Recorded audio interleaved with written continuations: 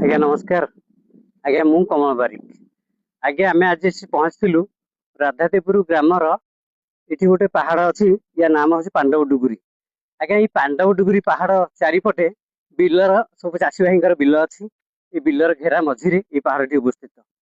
ଆଜ୍ଞା ଏଇ ବିଲ ଦେଖନ୍ତୁ, କ୍ୟାମେରାମ୍ୟାନ ବୁଲାନ୍ତୁ ଟିକେ ବିଲ ଆଡେ। ଏଇ ବିଲ ଦେଖ।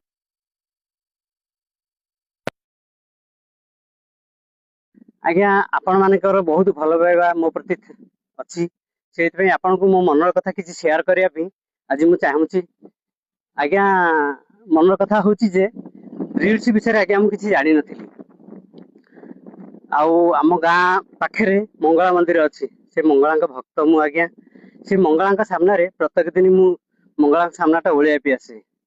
ଦିନେ ହଠାତ୍ ଚିନ୍ତା କଲି, ବହୁତ ଦର୍ଶକ ଆସୁଛନ୍ତି, ବହୁତ ଦର୍ଶକ ଆସୁଛନ୍ତି ଏ ଜାଗାରେ ପୂଜା କରିକି ଆସନ୍ତି, ହେଲେ ବସିବା ପାଇଁ ଛାଇ ଟିକେ ନାହିଁ।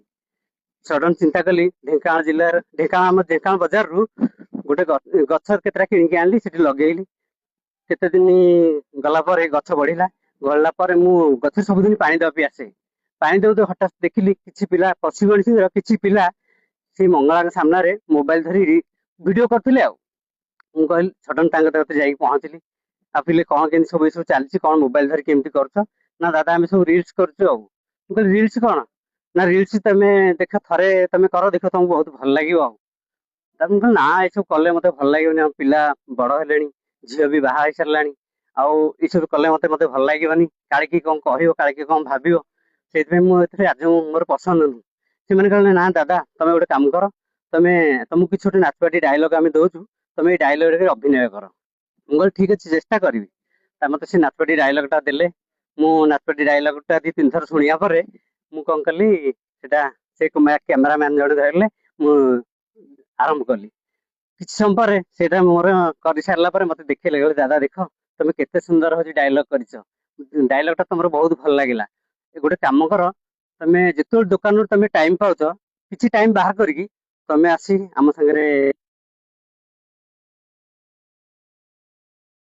ସେଦିନଠୁ ସେଦିନ ରାତିରେ ମୋ ଆଖିରେ ନିଦ ହଜି ଯାଇଥିଲା। ମୁଁ ରିଲ୍ସ କରିବି କେମିତି, କଣ କରିବି, କୋଉଠୁ ମୋବାଇଲ ଷ୍ଟାଣ୍ଡ ଆଣିବି, କେମିତି କଣ କରିବି, ଏ ବିଷୟରେ ଚିନ୍ତା କଲି ସେଦିନ ରାତିରେ।